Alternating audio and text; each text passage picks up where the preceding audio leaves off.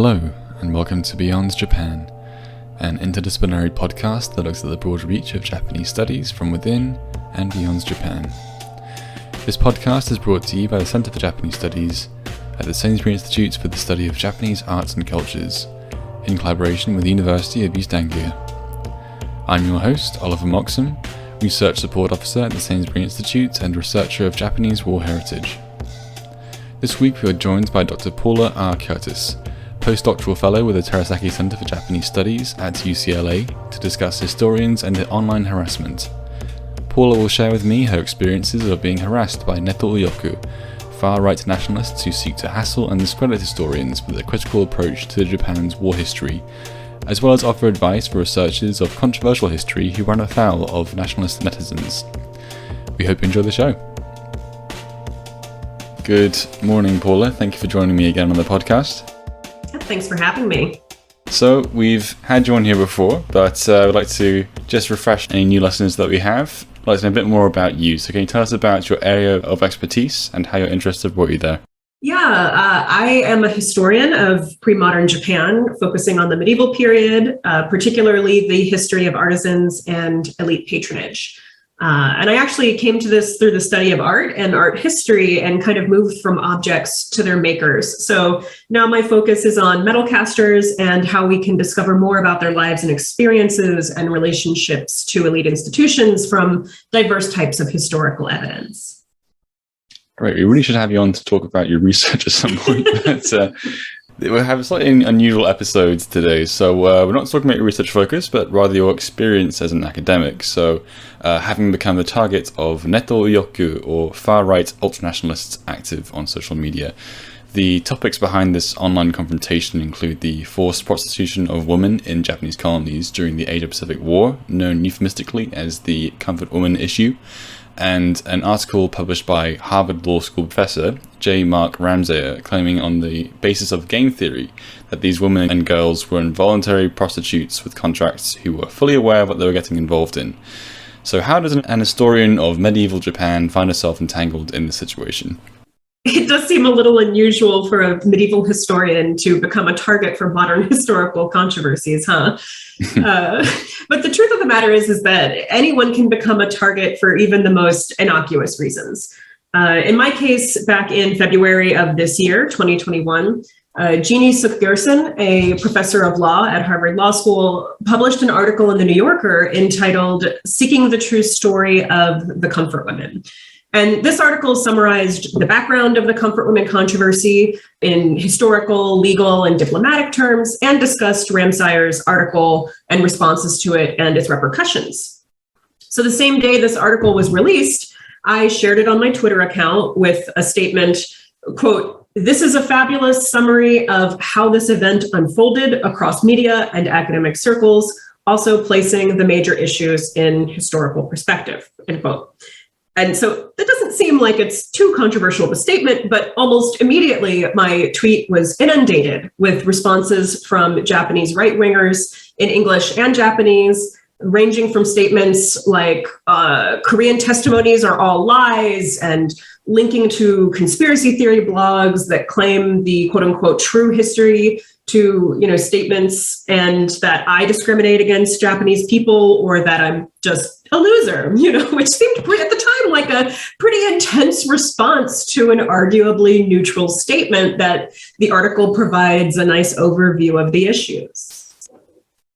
Yeah, I see. And it just seems strange that you should be getting all this attention. I mean, it's not your area of research, as we've covered, although I should state that anyone who has done Japanese studies or Japanese history will have come across the historicity of these issues.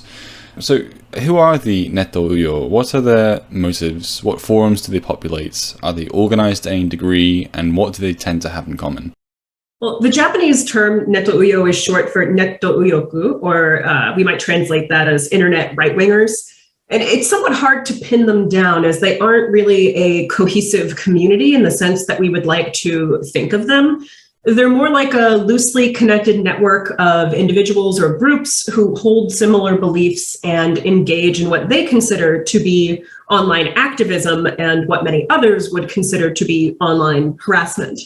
As with many extremist communities online around the globe, they can be found on all kinds of social media and web forums. In Japan, this might be ni-chanaru or go-chanaru forums, but they're also very active on Facebook and Twitter. And in Twitter especially, where rapid discoverability and mobilization are quite easily accomplished, we really see them thrive. And neto-uyo are not monolith, and most of them actually consider the label of neto-uyo to be discriminatory. So they are quick to deny that they are these internet right-wingers and actually try to claim that their stances are in fact quite liberal. And yet the content they promote is highly xenophobic, often very racist. They typically identify as anti-Chinese, anti-Korean, anti-communist, and you'll find their profiles are full of things like the imperial wartime flag, which many people consider to be a hateful symbol of imperialist and colonialist history, or just exuberant declarations that they love Japan and they are thankful they were born Japanese and that they need to protect Japan. So we see kind of similar rhetoric that we find in other countries and other places, whether it's what it means to be an American or protect America or this or that. We see it in all different types of extremist communities around the globe. Mm-hmm. So in a recent commentary you wrote for Critical Asian Studies, you highlight how amongst neto-uyo Twitter accounts you have found images of Donald Trump and references to the QAnon conspiracy theory which originated in America. Furthermore, the championing of Harvard's Professor J. Mark Ramseyer for his ahistorical article on comfort women as willing employees has dominated neto-uyo discourse over the past few months. Is there a transnational element to this nationalism?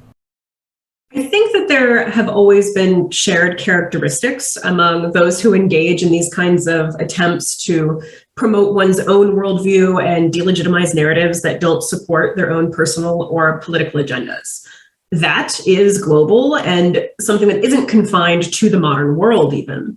I think that what we're seeing now is how internet and social media in particular have been a force for escalating and empowering extremist communities, such that they can also feed off of and learn from one another.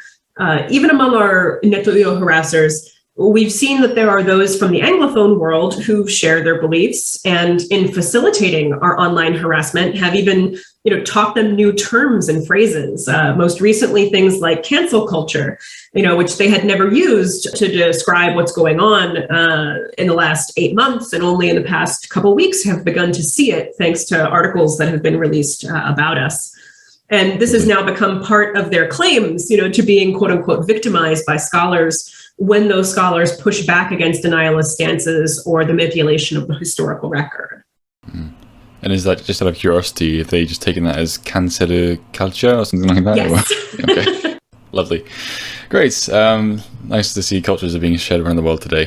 So what is the rhetoric or logic, if we can call it that, employed by Neto-uyoku activists? Do you believe there is any room for rational debates? And if not, what is the appropriate way for researchers to respond to such provocative public criticism of their work? Oh, I wish I could list all of the logical fallacies that we've encountered because they really run the full gamut. In terms of Ramseyer's article in The Comfort Women, there is a deflection from the core issues that scholars have identified in their published refutations, arguing for the article's retraction, namely the article by Amy Stanley, Sayaka Chitani, Chelsea Sendy Scheider, David Mbaras, and Hannah Shepard. And at the core of this issue is academic integrity.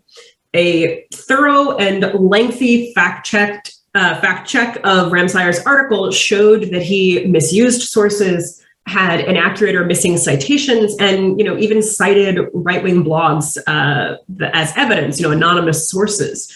And yet the neto-uyo position is that this is about academic freedom. And certainly, any scholar is welcome to have a contrary or unpopular opinion. This is part of academic discourse, but it must be rooted in historical fact and academic integrity. And if journals publish work that does not uphold standards of academic integrity, then it does damage to academia as a whole. Academic integrity is the issue. But the Uyo, in insisting that it is about academic freedom, get to paint their icons as victims whose voices aren't being allowed. And they also push hyperbolic stances that distract from this. You're talking about comfort women, but why aren't you talking about war atrocities of US soldiers? This must be because you hate Japan. You're anti-Japanese. You're a scholar using Japanese tax dollars to promote anti-Japanese sentiment overseas. You're putting racist propaganda in your class lectures. You're being paid by the Korean government to promote propaganda. You can see how from simply diverting attention away from the original issue, these communities can rapidly spin out these wild, baseless statements that are intended to whip followers into a frenzy, not offer real discussion. So it's impossible to have a rational debate with someone who won't even agree on the premise that the facts matter. And they have no interest in actually reading and responding to any properly sourced refutation. This is really instead about the attention economy. I see. So you can't talk to them, you can't offer them alternative sources to broaden their awareness of the facts. So why don't you just block them out? So why do some people say you should continue to debate with them and others say you shouldn't talk to them at all? That's a difficult question. And I think that there are kind of two camps for this, right? One is, why don't you debate them, as you said? And one is, why don't you just turn it off? Yeah. And, the issue is that, one, if you debate them, then you end up in a catch-22. Because if you debate these people who are not coming to this conversation with facts, with ethical ethically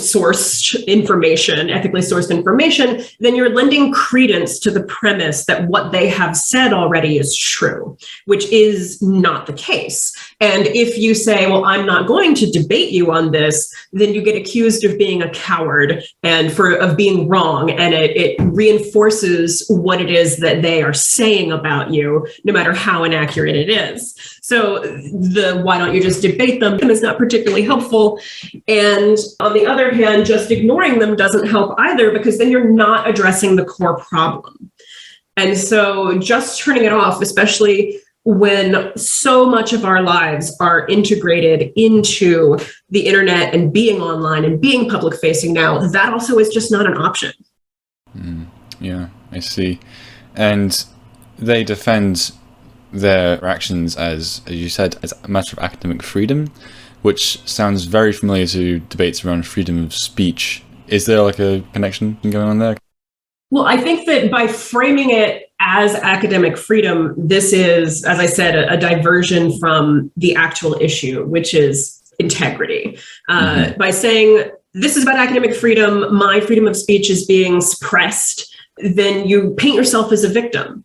And you're trying to invalidate anything else that the opposition to you says. And this is really, we see this in all kinds of political and academic, and there's lots of overlap there, circumstances and contexts right now. I see. So, broadening the scope of this discussion, higher education institutions have been targeted by far-right online movements claiming they are pushing a leftist agenda, particularly around such issues as critical race theory in the USA. This flies in the face of the basic principles of academia, where all possible biases must be demonstrably considered, including our own, in order to arrive at some kind of generally recognized truth. How do beliefs in fake news and alternative facts undermine this aspect of academia, and what can be done to counter this narrative? Oh, I wish I had a magic solution to this, because you can certainly see how this rhetoric is being used widely. If you follow some of these, politicians who are railing against critical race theory, and in some cases even running on platforms that say they'll, take CRT out of schools, you find that it's not actually being taught in the schools they claim they're going to be removing it from, like K-12 education, And I think they would be hard-pressed to define critical race theory if you asked them directly. But do we need to be having conversations and education about race and intersectional issues of racism in America? Absolutely. And from an early age, because it affects people from an early age. But right now, academics are struggling in an uphill battle where politicians and donors are meddling in the administration of academic institutions and creating images of quote unquote lefty academics as the enemy, when what most educators are really trying to do is to teach diverse perspectives on history, to promote critical thinking skills, and give students the tools to effectively analyze what they read and experience themselves. So we are being made into an imagined enemy, because an enemy is what people need to become conquerors. And once far-right talking heads and communities have painted academics as pushers of propaganda who can't be trusted, they've set themselves up as the only source of truth, hoping that their followers will intrinsically trust them without engaging in critical evaluation of their own. And this is part of the reason that one of the most important things we can do is to not ignore that this is happening on and offline, and to be in solidarity with one another. So I'm just wondering if this targeting of academic institutions and this brandishing of them as leftist organizations by right-wing media, do you think that's a result of these institutions having been trying to make themselves more accessible and diverse and less bastions of white privileges as they have been in the past? Oh, absolutely. I think that the more diverse and accessible our institutions become, as well as the more public facing they become, especially with topics that people might prefer to, have their debates about behind closed doors or only on the pages of academic journals, the fact that these issues are relevant and that there are so many people who want to have these conversations about them and who do excellent research on them, that becomes more public. And it's not as if these conversations about difficult topics were not happening previously in the academy. I mean, some of them were not, because they weren't necessarily of interest to a primarily, elite, wealthy, white population, which is how, most of these institutions began. But, now having to critically re-examine one's own approaches, even the fundamental origins of our fields, is uncomfortable for people. And it challenges their preconceived notions about the world, as well as academia as a whole, as an institution. And I think that's very intimidating to people. And it's because it isn't comfortable, it is something that ends up having this kind of strong reaction to it, because there's a kind of personalization, I think, in many ways, where if something is called out as being intrinsically racist, as being intrinsically problematic, as being intrinsically discriminatory, people come in with the belief that it's a reflection of their personal selves, even though it's really about systems and it's really about institutions, which is not to say there are not people personally culpable in some of these situations. But when one personalizes the system as a whole and considers any attack against a system an attack on themselves, then it becomes a dangerously personal fight for them to not enable or support or promote any change. And that's very problematic. And so having this kind of new approach of being more accessible, being more public facing, and also trying to get academics out of the quote unquote ivory tower, inevitably you're going to run into these issues. And I think that institutions haven't quite caught up yet in what this means and how to facilitate the changes that have been coming for all of us. Yeah, definitely. So clearly it is important for historians to hold the same academic standards for controversial historical events as with any other, and researchers pursuing this are doing just work. What advice do you have for budding historians looking to explore politically sensitive historical issues who might be targeted by ahistorical political activists online? Well, first and foremost, it's important to learn how to protect yourself, whatever that might mean. It might mean making sure that all of your social media accounts have two-factor authentication enabled and are private rather than public. It might mean setting limits for yourself on how and where you engage with research contents or online communities. It might mean being hyper aware of what information you share about your everyday life, whether it's a neighborhood you like or where your favorite coffee shop is. But it's important to educate yourself also on the way that bad faith actors and extremist communities operate on specific platforms and what you can do to manage and minimize your experience of any potential negative consequences and interactions. I would also say that if you know that it's a very real possibility that you might have these encounters, it's also critical to make your department and administration aware that this may happen or is happening. in my experience, as I said, institutions have not fully caught up to what mobilized attacks on their researchers look like or can mean. And so they're often slow to react or have no idea how to respond or feel that it's safer for, say, their brand not to respond. One of the things I did to demonstrate to fellow academics and friends just how serious this can be is to crunch the data from one of our main harassers. And this person has tweeted at or about 6 of us, myself and the writers of the Refutation, over, at this point, 1,000 times in just over 8 months. And wow. Many people who are not engaged online don't understand that, as I said, that it isn't really something you can turn off, and this harassment machine will continue whether or not you choose to engage. So you either get a voice in what's happening to you or you don't. And whether we like it or not, using online media is fully integrated into the way that we live our lives and we do our work now. So if the question is, why don't you just turn off Twitter? I mean, is this something you would have said a decade ago about a phone? Right? Can you imagine your phone buzzing with hate-filled messages from strangers 3 to 4 times a day for almost a year? Or having high-level administrators at your institution receive mail claiming that you are a raging racist. This happened to me recently. They may have no idea what this looks like or how it affects us. And in many ways, it's unfortunately those who are harassed who bear the burden of educating our employers by example and our organizations by example. And it might only happen after something has gone wrong. So it's crucial to be proactive and educated and transparent where we can be. I see. And just out of curiosity, is there, because you've been talking about Twitter a lot as one of the preferred forums for Neto Uyoku attacks, as you call them, what is Twitter doing about this? If someone is deliberately harassing someone for the sake of harassing them, does blocking and reporting them actually achieve anything, or are they getting around this somehow? There is a combination of different factors that affect whether or not something is done.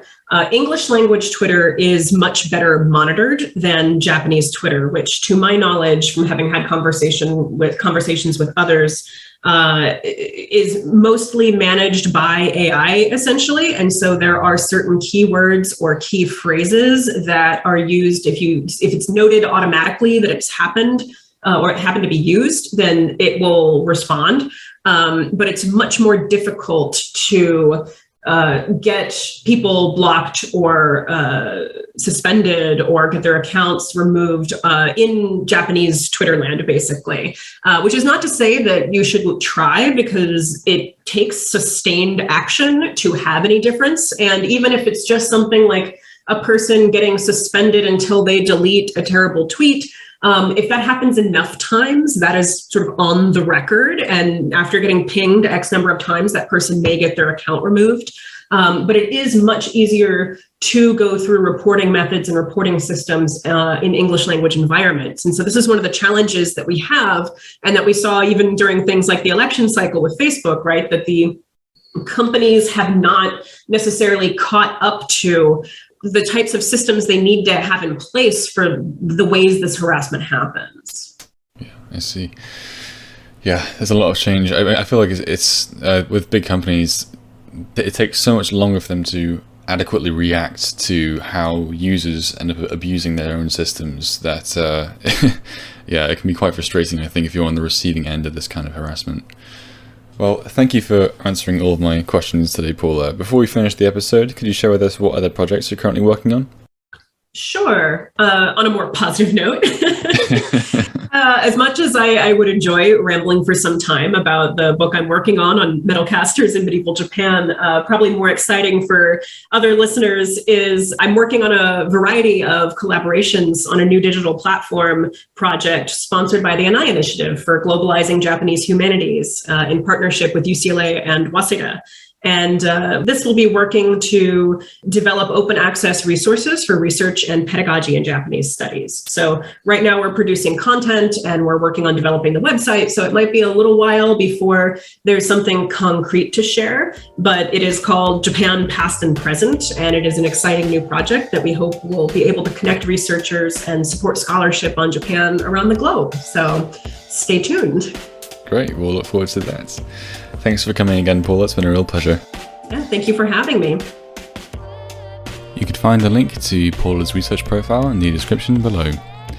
Next week we'll be taking a brief break as the Sainsbury Institute hosts its 5th annual Robert Sainsbury Lecture with Rebecca Salter, President of the Royal Academy of the Arts, to discuss the presence of absence in the Sainsbury Centre's permanent collection. You can watch this on the Sainsbury Institute's YouTube channel from next Monday. We hope you'll join us then. Thank you for listening.